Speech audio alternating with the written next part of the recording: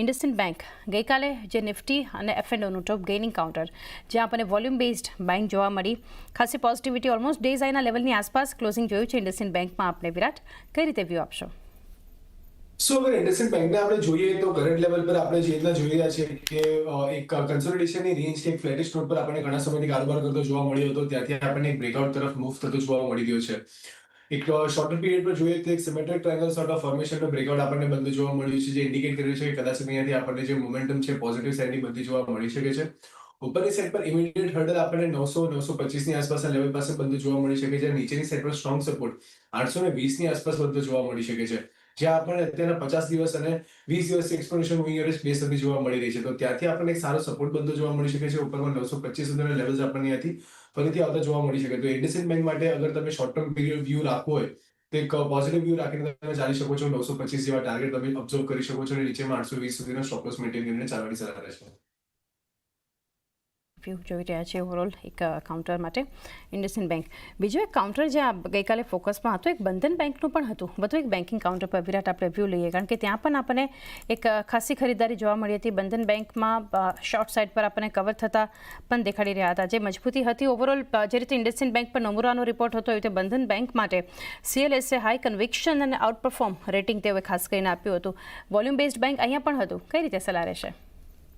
સો બંધન બેંકના આપણે ડેલી ચાર્ટ જોઈએ તો ત્યાં આપણને રાઉન્ડિંગ ઓર્ડરનું બ્રેકઆઉટ બધું જોવા મળ્યું હતું. ત્યાંથી આપણે એક થ્રોબેક ઓબ્ઝર્વ કર્યું અને ફરીથી 20 દિવસની એક્સપોનેન્શિયલ મૂવિંગ એવરેજ પાસેથી સપોર્ટ લઈને આ કાઉન્ટર ફરીથી પોઝિટિવ ડિરેક્શનમાં મૂવ થતો જોવા મળી રહ્યો છે, જે એક પોઝિટિવ સાઇન છે અત્યારના માટે. અગર આપણે જોવા જઈએ તો નીચેની સાઈડ પર 174 ની આસપાસના લેવલ છે, જે આપણને સારો એવો સપોર્ટ કે એક સારો બેઝ ક્રિએટ થતો જોવા મળી શકે છે. અને ઉપરની સાઈડ પર જો અગર આપણે વાત કરીએ અહીંયાથી તો 190 અને 200 સુધીના ટાર્ગેટ્સ આપણને અહીંયાથી બનતા જોવા મળી શકે છે.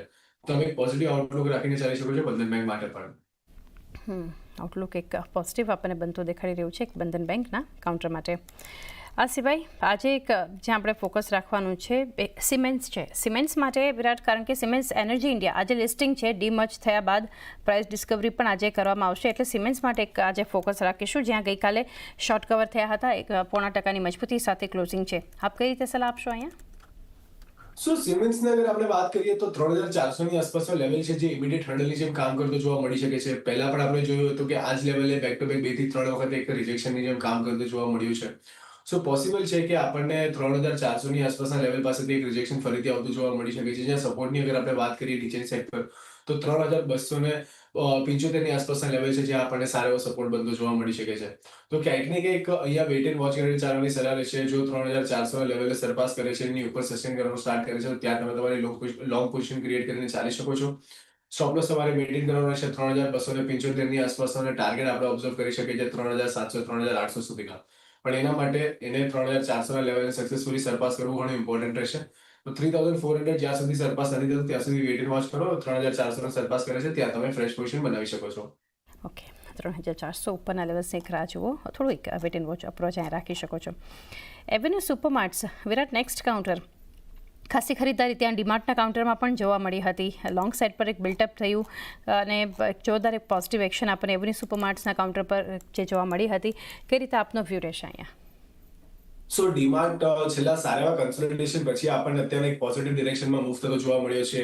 નિયરલી દોઢેક મહિનાનું આપણે કન્સોલિડેશન ઓબ્ઝર્વ કર્યું, જ્યાં 4200 એક હર્ડલની જેમ કામ કરતું જોવા મળી રહ્યું હતું. નીચેની સાઈડ પર 4000 પાસે આપણને સપોર્ટ બનતો જોવા મળ્યો હતો. 20 દિવસ, 50 દિવસ, 200 દિવસ અને 100 દિવસની મૂવિંગ એવરેજ બધી અત્યારે ફ્લેટિશ નોટ પર ટ્રેડ થતી જોવા મળી રહી છે, જે ઇન્ડિકેટ કર્યું છે કે ક્યાંક ને ક્યાંક અહીંયા ચોપીનેસ આપણને બિલ્ડ થતી જોવા મળી છે. પરંતુ પ્રીવિયસ ટ્રેડિંગ સેશનમાં જે રીતના આપણને બ્રેકઆઉટ આવતું જોવા મળ્યું છે, એ રીતના જોતા લાગી રહ્યું છે કે કદાચ આપણને ફરીથી અહીંયાથી એક બાઉન્સ આવતો જોવા મળે. જ્યાં આપણે પ્રીવિયસ સ્વિંગ હાઈ બનતા જોવા મળ્યા હતા 4600 સુધીના લેવલ્સ પાસે, તો ત્યાં સુધીના લેવલ્સ આપણને ફરીથી રિક્લેમ થતા જોવા મળી શકે છે. 4500 4600 સુધીના લેવલ્સ, નીચેની સાઈડ પર 4100 નો લેવલ એક સારા સપોર્ટની જેમ કામ કરતો જોવા મળી શકે છે. તો અહીંયા પણ તમે એક પોઝિટિવ આઉટલુક રાખીને ચાલી શકો છો. રિસ્ક રિવોર્ડ બી ફેવરેબલ છે. 4500 સુધીના ટાર્ગેટ એક્સપેક્ટ કરી શકાય એવું છે. નીચેમાં 4100 પાસે સારો એવો સપોર્ટ બનતો જોવા મળી શકે છે. 4500 એક લેવલ્સ અહીંયા ખાસ ધ્યાનમાં રાખી શકો છો. એવન્યુ સુપરમાર્ટ્સ માટે એક વ્યૂ બનતો જોઈ રહ્યા છે. ત્યારબાદ જે કાઉન્ટર આજે એક ફોકસમાં રાખવાનું છે આપણે, ગઈકાલના એક્શન પરથી જ એક તો ચર્ચા કરી લે. ટ્રેન્ડનું કાઉન્ટર છે, ત્યાં આપણને જોવા મળ્યું હતું વિરાટ એક મજબૂતી ટ્રેન્ડના કાઉન્ટરમાં પણ. આ પણ જે છે નિફ્ટીનું ટોપ ગેઇનરમાં આપણને જોઈ રહ્યા હતા. ઇન્ડસઇન્ડ બેંક બાદ ટ્રેન્ડમાં જ સૌથી વધારે ખરીદારી થઈ હતી. ક્લોઝિંગ પણ મજબૂત હતું. અહીંયા કઈ રીતે સલાહ આપશો? સો આપણે ટ્રેન્ડમાં જોઈએ તો એક સારી એવી મોમેન્ટમ આપણને બનતી જોવા મળી રહી છે, જ્યાં અગર આપણે શોર્ટર પીરિયડ પર જોઈએ તો એક higher hand sort of formation form થતી જોવા મળી રહી છે, જે પોઝિટિવ સાઇન છે સ્ટોક્સ માટે. અહીંયા પણ આપણે જોયું કે 200 દિવસ, 20 દિવસ અને 50 દિવસ એક્સપોનેન્શિયલ મૂવિંગ એવરેજની ઉપર કાલના દિવસમાં આપણને ક્લોઝિંગ આવતું જોવા મળ્યું છે. આપણે જોયું હતું કે એક મોમેન્ટમ આપણને કરેક્શન સાઇડનું બધું જોવા મળ્યું હતું, જ્યાં 200 અને 20 ડેઝ એક્સપોનેન્શિયલ મૂવિંગ એવરેજની નીચે આપણને કારોબાર થતો જોવા મળ્યો હતો. કાલના સેશનમાં એ લેવલ આપણને સરપાસ થતા જોવા મળ્યા છે, એની ઉપર આપણને ક્લોઝિંગ આવતું જોવા મળ્યું છે, એ પણ સારા વોલ્યુમ સાથે. તો અહીંયાથી આપણે એક્સપેક્ટ કરી શકાય કે આપણને ફરીથી અહીંયાથી ઉછાળો બનતો જોવા મળી શકે છે. RSI પર પણ અગર આપણે જોઈએ તો મિડ પોઈન્ટ પાસેથી જ સપોર્ટ લીધો છે ને ત્યાંથી જ આપણને બાઉન્સ આવતો જોવા મળ્યો છે. તો પોસિબલ છે કે અહીંયાથી ફરીથી આપણને 6000 અને 6000 ના લેવલ સરપાસ થાય તો 6300 સુધીના લેવલ્સ અહીંયાથી બનતા જોવા મળી શકે છે. નીચેની સાઈડ પર 5600 નો લેવલ એક સારા સપોર્ટની જેમ કામ કરતો જોવા મળી શકે છે. તો નીચેની સાઈડ પર 5600 ની આસપાસનો સ્ટોપ લોસ મેન્ટેન કરીને તમે 6000 અને 6300 ટાર્ગેટ માટે સ્ટ્રાઇક પર ખાસ ધ્યાન રાખી શકો છો. અચ્છા અચ્છા